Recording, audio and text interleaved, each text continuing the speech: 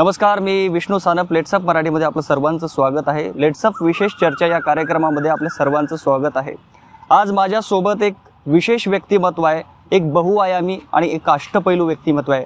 त्या व्यक्तिमत्वाचं नाव आहे अतुल चव्हाण. ते सध्या PWD पुणेचे मुख्य अभियंता पदावर सध्या कार्यरत आहे.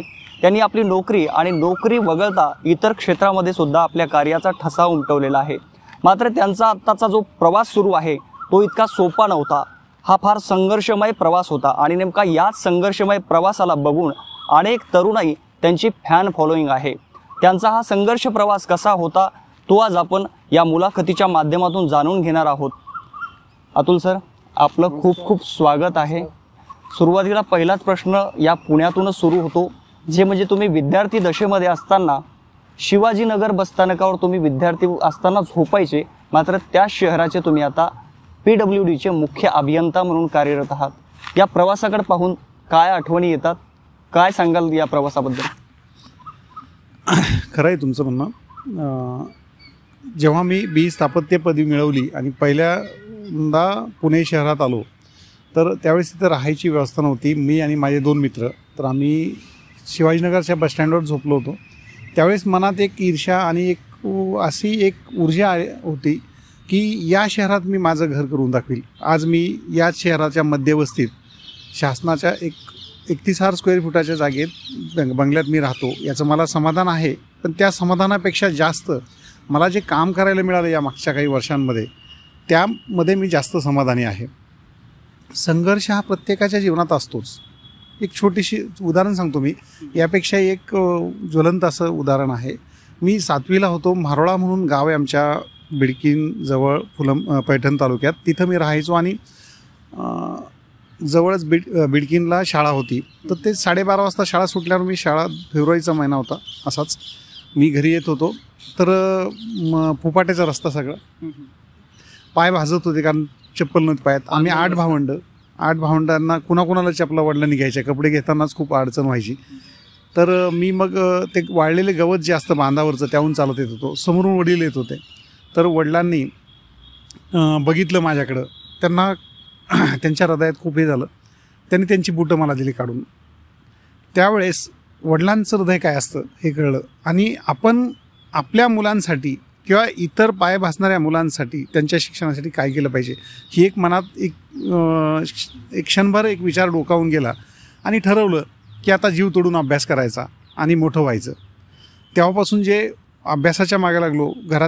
आम्ही 8 भावंड, पण मी खूप अभ्यास केला. मी पहिला ग्रॅज्युएट झालो घरातला. नंतर माझी बहीण झाली ग्रॅज्युएट आणि मी थांबलो नाही. मी MPSCच्या सुद्धा 3 परीक्षा पास झालो. क्लास 1 अधिकारी 3दा झालो मी. त्यातली मग मी सहाय्यक कार्यकारी अभियंता पद निवडलं आणि मग विविध पदावर कार्य करत मी आज मुख्य अभियंता पुणे या पदापर्यंत पोहोचलेलो आहे. हा जो काय प्रवास होता, जरी संघर्षमय असला तरी संघर्षामध्येच आनंद असतो असं माझं मत आहे. आणि तो संघर्ष हा उन्नतीकडे जाणारा, तो आपल्याला प्रगतीकडे घेऊन जाणारा असा होता. त्यामुळं त्यामध्ये जे समाधान किंवा जो आनंद मिळाला तो इतर कशातच मिळाला नसता असं माझं मत आहे. आता हे सगळा संघर्षमय प्रवास तुम्ही 2 मिनिटात सांगितला, मात्र हा 2 मिनिटात बसणारा हा संघर्ष नाही आहे. असं कधी जाणवलं तुम्हाला की आपण अभ्यास केला पाहिजेत, आपल्याला काहीतरी करून दाखवायचं? कुठले ऊर्जा स्रोत होते तुमचे? लहानपणापासूनच माझे मोठे बंधू शाळेत सतत पहिले यायचे. तर त्यांच्याकडे बघून, कल्याण चव्हाण, त्यांच्याकडे बघून सगळे सर जेव्हा शाळेत मी जायचो त्या ओळख करून द्यायचे, हा कल्याणचा भाऊ आहे. आणि त्यांच्या अपेक्षा असायच्या माझ्याकडून की चांगला अभ्यास करून मी पण काहीतरी एक वर्गात नावारूपाला येईल, पहिला येईल असं. ती एक मनावर दडपण जरी असलं तरी ती एक मनातून एक हे मिळाली होती. त्यामुळे ऊर्जा मिळाली होती की आपला भाऊ पहिला येतो तर आपण पण आलं पाहिजे. आणि त्यानंतर सतत अभ्यास करत असताना एक जाणवलं की आपल्या जीवनात शिक्षण हा एकमेव पर्याय आहे की जो बदल घडवू शकतो. आणि त्यामुळं मी मग असा मनाशी ठाम निश्चय केला की आपण शिक्षण घेऊन मोठं होऊ. कारण तेव्हा बघायचो आम्ही लहानपणी डॉक्टर बाबासाहेब आंबेडकर असतील, महात्मा ज्योतिबा फुलेंनी केलेलं काम असेल, ह्या सगळ्यांच्या याच्यात शिक्षणाचं जे महत्त्व मांडलं जायचं. त्यामुळं आपसुकच हे आलं पुढं की आपण शिक्षण घेतलं पाहिजे आणि मोठं झालं पाहिजे. त्यामुळं मी कायम शिक्षणाची कास धरली आणि सतत अभ्यास करत राहिलो. आजही मी एक विद्यार्थी आहे असंच मी समजतो. कारण मनुष्य हा जीवनभर विद्यार्थी असतो आणि जेवढा अभ्यास करू आपण, जेवढा आपण ज्ञान आत्मसात करू, तेवढं आपल्या व्यक्तिमत्वात एक चांगलं जडणघडण होते असं माझं मत आहे. उत्कृष्ट अभियंता म्हणून तुम्हाला महाराष्ट्र शासनाचा पुरस्कार मिळाला, मात्र तुमचं ओढ ही प्रत्येक क्षेत्राकडे आहे. शेती असेल, अधिकारी वर्गाच्या तुम्ही एक संघटना काढली, अमूल्य शेतकरी संघटनेच्या माध्यमातून तुम्ही काम करता. हे सगळं कसं जमतं तुम्हाला नेमकं तुमची नोकरी सांभाळून? नाही, यामध्ये कसं असतं बघा, माणसांनी सतत कार्यरत राहायला पाहिजे हे मी लहानपणापासून शिकत आलो आहे आणि मला त्या आवडतं. पण काय असतं, मी काम करतो शासकीय सेवेत म्हणजे किती, सकाळी 9 ते 5 6 वाजेपर्यंत काम असतं. त्याच्या अगोदरचा, नंतरचा आणि शनिवार रविवारचा वेळ हा वेगळा मला मिळतो. त्या वेळेत आपण आपले जे छंद आहे, आपली आवड ही जोपासलीच पाहिजे. मला ग्रामीण भागाची आवड पहिल्यापासूनच होती, कारण मी तिथूनच आलेलो आहे. त्या भागात बदल घडवला पाहिजे याकरता आपण काम केलं पाहिजे. योगायोगानं मला साताऱ्यासारख्या चळवळीच्या जिल्ह्यामध्ये काम करायला मिळालं. पहिलं पोस्टिंग कार्यकारी अभियंता म्हणून. तिथं अविनाश पोळ, नंतर पोपटरावजी पवारसाहेब पद्मश्री यांची ओळख झाली. त्यांच्या माध्यमातून ग्रामविकासाच्या चळवळीत चांगला ओढला गेलो आणि मग त्या माध्यमातून गोडी लागत गेली. मला अगोदर होतीच ग्रामीण भागातलाच मी, आणि मला ग्रामीण भागातले प्रश्न सगळे माहीत होते. ते कसे सोडायला पाहिजे याच्यासाठीचे बाळकडू त्यांच्याकडून मिळालं आणि मग मी ते काम, समाजाचं ग्रामविकासाचं एक काम हाती घेतलं, जलसंधारणाचं काम हाती घेतलं, आदर्श गावचं काम हाती घेतलं. या व्यतिरिक्त माझ्यामध्ये नेतृत्व गुण मी प्रथम वर्षात असतानाच अभियांत्रिकी महाविद्यालयात मी वर्गाचा प्रतिनिधित्व, थर्ड इयरला मी आमचे हॉस्टेलचे इलेक्शन व्हायचे, त्यात GS झालो होतो. नेतृत्व गुण होतेच, त्यामुळं नेतृत्व करण्याची क्षमता असल्यामुळं जे काम माझ्या अंगावर टाकलं जायचं शासन व्यवस्थेमध्ये ते मी पार पाडायचो. जर आपण केलेलं काम व्यवस्थित पार पाडलं तर वरिष्ठ अधिकारीसुद्धा त्याची दखल घेतात आणि ते मग अशा पुरस्कारांसाठी निवड करतात. म्हणून मला 2010 सालीच शासनाचा वयाच्या 38 वर्षी मला उत्कृष्ट अभियंता पुरस्कार महाराष्ट्र शासनाचा मिळाला. आणि त्यानंतरही मी माननीय राज्याचे उपमुख्यमंत्री अजितदादा पवार साहेबांच्या संपर्कात आलो. त्यांच्या मार्गदर्शनाने काम करायला मिळालं. ते सतत कार्यरत राहायची, त्यांची जी हातोटी आहे त्यामुळं मी सतत कार्यरत राहायचो. माझी आवड ज्या क्षेत्रात आहे त्या क्षेत्रात काम करायचो.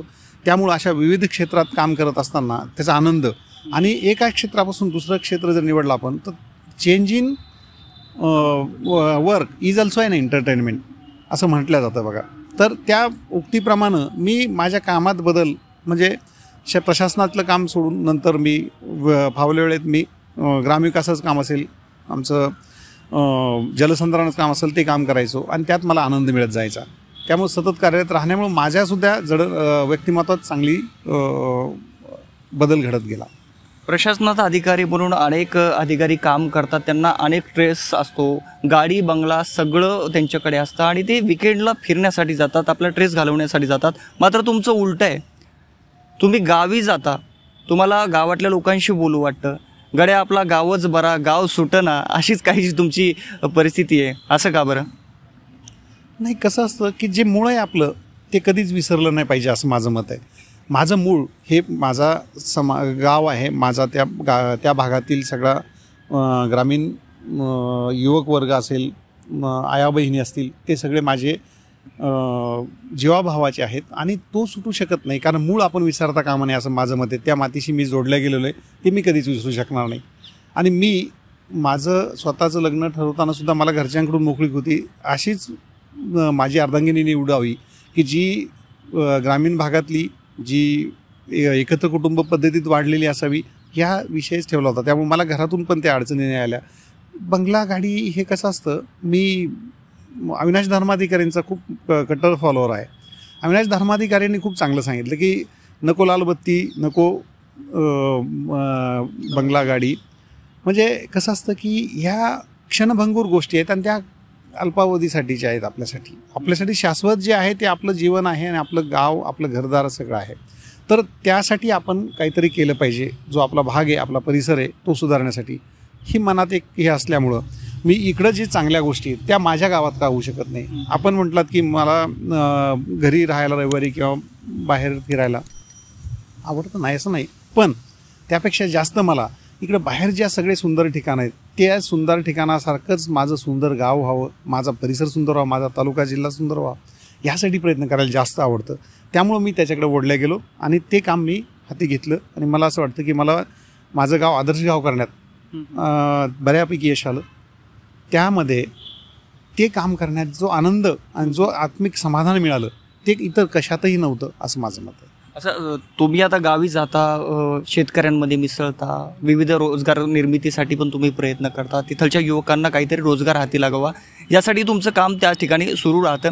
पण हे सगळं करत असताना कुटुंबियांचं काही तुमच्याकडे हे असते की तक्रार असते का, कुठेतरी आपण फिरायला जायला पाहिजेत किंवा तुमचे मित्र असतील असं काही तक्रार? अगदी नक्कीच मुलांची असते, पत्नीला पण अगोदर असायची, पण आता तिलासुद्धा समाजकार्याची आवड असल्यामुळं ती पण माझ्याबरोबर समाजकार्यात बिझी झाली. पण वर्षातून 1-2 वेळेस मुलं आम्ही फिरायला जातो, नाही असं नाही. जास्त वेळ नाही जाऊ शकत कारण मर्यादा आहेत, बाकीची कामं खूप असतात. फिरायला जाणं म्हणजे काय तर गावाकडे गेलं हे सुद्धा फिरायलाच जाणं आहे. मग आपण जे चांगले दिसायला ठिकाण आहेत तेच जर गावात तसं केलं तर ते सुद्धा आनंददायी होईल. आणि मी तसं केलं आहे. माझ्या गावातच झाडं खूप लावली, बंधारे आम्ही हे केले, त्यामुळं तिथंसुद्धा वातावरण खूप आनंददायी झालेलं आहे आणि चांगलं वाटतं तिथं गेल्यानंतर. सर, तुम्ही महाराष्ट्रातील विविध जिल्ह्यामध्ये काम केलेलं आहे, अनेक ठिकाणी काम केलेलं आहे, मात्र तुमच्या आयुष्यभर स्मरणात राहील असे प्रोजेक्ट कुठले आहेत? खूप महत्त्वाचा प्रश्न तुम्ही विचारला. शेवटी काय असतं की आमचं एक अभियंत्याचं समाधान हे चांगल्या वास्तुनिर्मितीचंच असतं आणि त्यातली सगळ्यात चांगली वास्तू कोणती, तर मी सर्वप्रथम तुमच्या प्रश्नाचं उत्तर देतो. ते म्हणजे माझ्या जीवनातला सगळ्यात चांगला आणि महत्त्वाचा प्रकल्प झाला तो म्हणजे पंढरपूरचा एकात्मिक विकास आराखडा. माननीय विभागीय आयुक्त सौरवराव सरांनी मला सांगितलं की अतुल, तुम्ही बरेच प्रोजेक्ट केलेले आहेत, काम केले, तर ह्या आराखडा आपल्याला करायचा आहे. म्हटलं सर आपण आयडिया कॉम्पिटिशन घेऊ. काय असतं, समाजामध्ये आपल्या खूप मोठी लोकसंख्या आहे आणि अतिशय प्रतिभावंत लोक आहेत. या लोकांच्या आयडियाज, या लोकांच्या कल्पना आपण जर उतरवल्या प्रत्यक्षात तर खूप चांगलं हे होऊ शकतं. यासाठीचे एक चांगलं माध्यम आमच्या क्षेत्रात मी नोकरीला लागल्यापासून मी रुजवलं ते म्हणजे कल्पकता स्पर्धा. आम्ही कल्पकता स्पर्धा राबविली. देशातल्या मोठमोठ्या अर्बन डिझायनर, कन्सल्टंट्स यांच्याकडून आम्ही प्रस्ताव घेतले की आम्हाला एकात्मिक विकास आराखडा करायचा आहे पंढरपूरचा, त्यासाठी चांगल्या काय तुमच्या कल्पना असतील त्या एकत्रित करा, आम्हाला तुम्ही आराखडा बनवून द्या. तर त्यातल्या 5 जणांनी भाग घेतला होता. आम्ही जेव्हा त्याची निवड करायला गेलो तेव्हा दिवसभर बसलो, सौरवराव सर, आम्ही आणि प्रादेशिक स्तरावरील अधिकारी. त्यातले आराखडे 3 निवडले होते. आत्ता मागच्याच आठवड्यात मुख्यमंत्री महोदयांनी त्याला मंजुरी दिली. पंढरपूरच्या ठिकाणी आपल्या राज्यातलेच नव्हे तर दक्षिणेतले सुद्धा प्रचंड भाविक हा आषाढी कार्तिकी एकादशीला, सगळ्याच एकादशीला तिथे येतात आणि 20 लाखापर्यंत तिथं लोक येतात, वारकरी जमतात, भक्त मंडळी येतात. अशा वेळेस त्यांना सुविधा देणं हे आमच्या प्रशासनाचं काम असलं पाहिजे आणि त्या सुविधा ह्या अत्युच्च दर्जाच्या असल्या पाहिजे. त्या सध्या आम्ही देऊ शकत नाही. तर त्यासाठीचा राबवलेला हा आराखडा अतिशय चांगला झालेला आहे. ह्या सगळ्या एवढे भाविक तिथे येऊनसुद्धा नंतर तिथं कुठेही घाण राहणार नाही, कुठेही खराब होणार नाही आणि त्यांनासुद्धा चांगल्या सुविधा मिळतील असा तो आराखडा बनलेला आहे. असा आराखडा झाला तर आम्हाला चांगलं वाटतं. त्यानंतर आणखी एक महत्त्वाचा प्रकल्प आम्ही केला म्हणजे ससून रुग्णालय जे आपलं, त्या ठिकाणी इतका जास्त फुटफॉल आहे, म्हणजे इतके जास्त लोक तिथं येतात की त्या ठिकाणच्या स्टेअरकेस ज्या पायऱ्याला लावलेला कोटा जो होता तो घासल्या गेला होता. दगड घासल्या जातो लोकांच्या पायानं चालण्यानं, इतकी जास्त फुटफॉल असलेली इमारत. मग त्या ठिकाणी आम्ही ससून रुग्णालयाचं जे रिनोव्हेशन केलं, त्या ठिकाणी ज्या सुविधा उपलब्ध केल्या त्या खाजगी रुग्णालयात सुद्धा नसतील इतक्या चांगल्या केल्यात. खर्च जरी आला तरी तो खर्च हा सामान्य लोकांच्या गरजेसाठी लागला पाहिजे. आज त्या ठिकाणी येणाऱ्या रुग्णांना ज्या सुविधा मिळतात त्या चांगल्या मिळतात, त्याचं एक समाधान वाटतं. हे आराखडे राबवत असताना पुण्याचं जिल्हाधिकारी कार्यालय असेल, सर्किट हाऊस असेल, एकापेक्षा एक चांगले आराखडे आम्ही झालेत आणि ह्या वास्तू शासनाच्या आणि जनतेच्या उपयोगात आल्या. आजच दुपारी आम्ही बारामतीला कार्यक्रम होता. आदरणीय उपमुख्यमंत्री देवेंद्रजी फडणवीस साहेबांनी तिथं खूप तारीफ केली आणि त्यांनी एक सांगितलं की चांगल्या वास्तू जर शासनाच्या असल्या तर त्या ठिकाणी काम करणाऱ्यांना सुद्धा लोकाभिमुख व्हावं असं वाटतं. तिथं येणाऱ्यांना सुद्धा समाधान वाटतं, त्यांना सुद्धा चांगल्या गोष्टी चांगलं वाटतं. आणि हेच आमचं कर्तव्य असलं पाहिजे. शासन व्यवस्थेत काम अभियंता स्थापत्य अभियंता म्हणून काम करताना आम्ही काय केलं पाहिजे, तर आम्ही अशा वास्तू निर्माण केल्या पाहिजे की ज्या ठिकाणी बसल्यानंतर अधिकाऱ्यांना, वेगवेगळ्या विभागाच्या सगळ्या अधिकाऱ्यांना त्यांच्यामध्ये एक सकारात्मक ऊर्जा निर्माण होईल, त्यांच्यामध्ये काम करताना एक लोकाभिमुखता होईल आणि ती लोकाभिमुखता ह्या प्रशासनाचं काम अतिशय चांगलं करण्याकडे जाईल आणि आपल्या सगळ्या लोकांना एक चांगल्या सुविधा मिळतील. हे आमच्या विभागाचं काम आहे. प्रशासनात काम करणारे अधिकारी हे राजकारणी मंडळींशी एक विशिष्ट अंतर ठेवून राहतात, त्यांच्याशी फार जवळ जात नाहीत. मात्र तुमचे राजकीय मंडळींशी फार चांगले संबंध आहेत आणि त्यातही सर्वपक्षीय राजकीय मंडळीचे चांगले संबंध आहेत. कसं जमतं नेमकं हे? नाही, कसं असतं, माणसाचा काही उपजत गुण असतो. एक खरं तर महत्त्वाचं आपल्या लोकशाहीमध्ये प्रशासन आणि नेते मंडळी ही रथाची 2 चाकं आहेत आणि जे 4 स्तंभ आहे, म्हणजे संसद असेल, विधिमंडळ असेल, न्यायपालिका असेल, प्रशासन असेल आणि 4था स्तंभ जो पत्रकारिता, हे सगळे स्तंभ हे एकत्रित यांनी जर मिळून काम केलं तर खूप चांगलं काम उभं राहू शकतं असं माझं मत आहे. त्यामुळे आम्ही नेतेमंडळींपासून दूर पळण्याचा किंवा हे करण्याचं काही कारण नाही. आणि काय असतं की आपण नेतेमंडळींनी सांगितलेली कामं जर होत असतील तर ती कशा पद्धतीने केली पाहिजे, ती सकारात्मकता ठेवली पाहिजे आणि जर होत नसेल तर त्यांना विश्वासात घेऊन हे सांगितलं पाहिजे की नाही, हे काम करू नका, याच्यामुळे अशा अडचणी होतील. एक छोटंसं उदाहरण तुम्हाला सांगतो. मी छत्रपती संभाजीनगरमध्ये काम करताना आमचे तिथले माजी विधानसभा अध्यक्ष आदरणीय नाना बागडे नाना, आम्ही करमाड गावातून एक रोड करत होतो.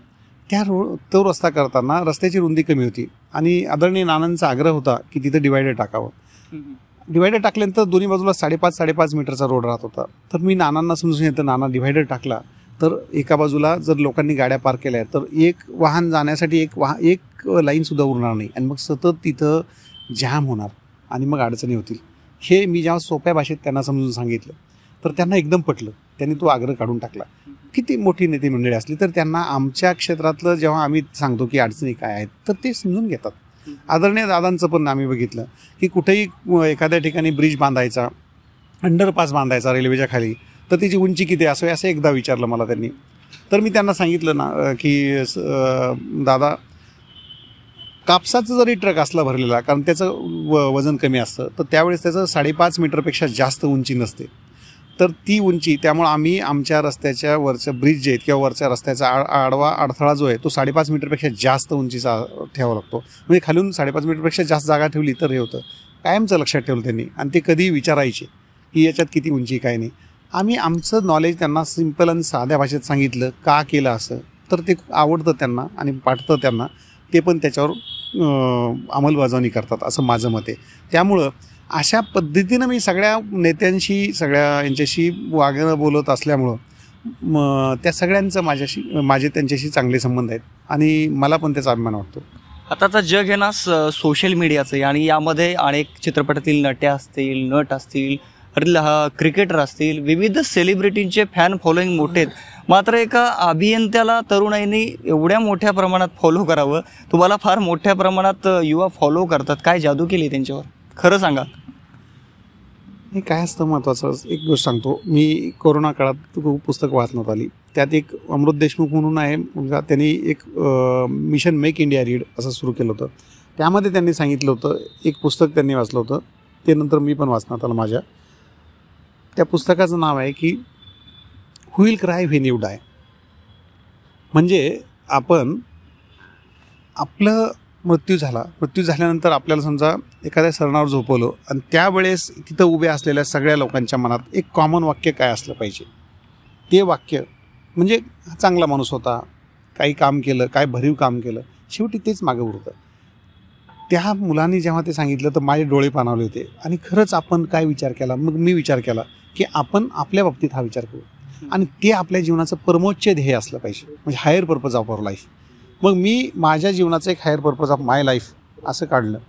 ते म्हणजे काय, तर माझ्या आजूबाजूच्या सगळ्या लोकांमध्ये मी सकारात्मक बदल घडवून आणली आणि त्यासाठी मी सतत प्रयत्नशील राहील. त्या माध्यमातूनच मी सतत चांगल्या विचार, चांगल्या गोष्टी माझ्याकडे ज्या आल्या त्या मी माझ्या फेसबुक पेजवर असेल, इंस्टाग्रामवर असेल किंवा ट्विटर किंवा एक सँडलवर असेल मी मांडत असतो आणि त्याला खूप चांगला प्रतिसाद लोकांकडून मिळतो.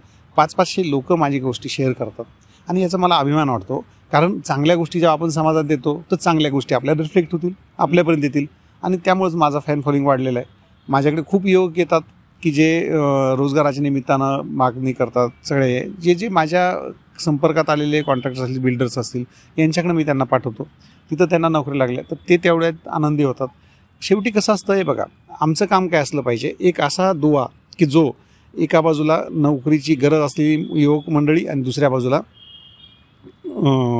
नोकरी देऊ शकणारी, यांचा जर आम्ही सुयोग संगम साधला तर समाजामधली खूप गोष्टी चांगल्या घडू शकतील. मुलांना रोजगार मिळेल, या जे इच्छुक आहेत ज्यांच्याकडे रोजगार आहे त्यांना माणसं मिळतील आणि चांगलं काम घडून येईल पुढं. हेच आमचं काम आहे आणि त्यामुळं मुलं फॉलो करतात. सर, तुम्ही सोशल मीडियाबद्दल बोललात, तुमचा फॉलोईंगबद्दल बोललात, मात्र अनेकांना कुतूहल असतं की अभियंत्याचं आयुष्य कसं असतं. नाही, कसं आहे, आयुष्य इतर माणसांसारखंच, फक्त एक आहे की अभियंत्यांचं कसं आहे की एका ठराविक साचेबद्ध याच्यातून जातात. खरं म्हणजे अभियंत्यांनी सुद्धा सोशली इन्व्हॉल्व झालं पाहिजे. सोशली सगळ्या गोष्टी ज्या आहेत समाजाकडं पण त्याच दृष्टीने बघितलं पाहिजे, इतर लोक जसे बघतात तसे, असं मला वाटतं. त्यामुळं त्याच्या आयुष्यातसुद्धा अष्टपैलू तो येऊ शकतो आणि आयुष्य अतिशय सुखकर आणि चांगलं होऊ शकतं. फक्त काम काम आणि काम याच्यावर इन्व्हॉल्व न होता. आता आजकालची मुलं जी आमची अभियंत्यांमधली जी संगणकाकडे आहे ती त्यांचं आयुष्य जास्तीत जास्त त्याच्यात घालवतात आणि मग नंतर व्यसनाधीन होतात. तर ह्या खूप मोठ्या अडचणी निर्माण होतात. त्यापेक्षा ती सोशल राहिली, गावाकडचं आवड निर्माण करून घेतली किंवा त्यांना आवडतात त्या गोष्टींची आवड निर्माण करून घेतली तर ते सोशली जास्त कनेक्ट राहतील लोकांमध्ये, असं मला वाटतं. त्यामुळं असं केलंच पाहिजे अभियंत्यांनी, जेणेकरून समाजामध्ये सुद्धा त्यांचं एक चांगलं नाव होईल, त्यांच्यामध्ये त्यांची इन्व्हॉल्वमेंट वाढेल आणि त्या माध्यमातून ते चांगलं काम करू शकतील आणखी समाजामध्ये, असं मला वाटतं. अभियंती म्हटलं की मोठ्या मोठ्या इमारती, मोठे मोठे प्रोजेक्ट याचा विचार करतात. मात्र तुम्ही पण समाजामध्ये रुळलात आणि तुमच्या पत्नी अनुराधाताई, तुम्ही त्यांना संधी दिली, मोकळीक दिली. एरवी आपण बघितलं तर राजकारणी मंडळींच्या घरातीलच महिला आपल्याला पाहायला मिळतात. मात्र तुम्हाला असं कधी वाटलं की तुम्ही सुद्धा ताईंना संधी दिली पाहिजे, मोकळीक दिली पाहिजे, त्यांच्या कलागुणांना वाव दिला पाहिजेत?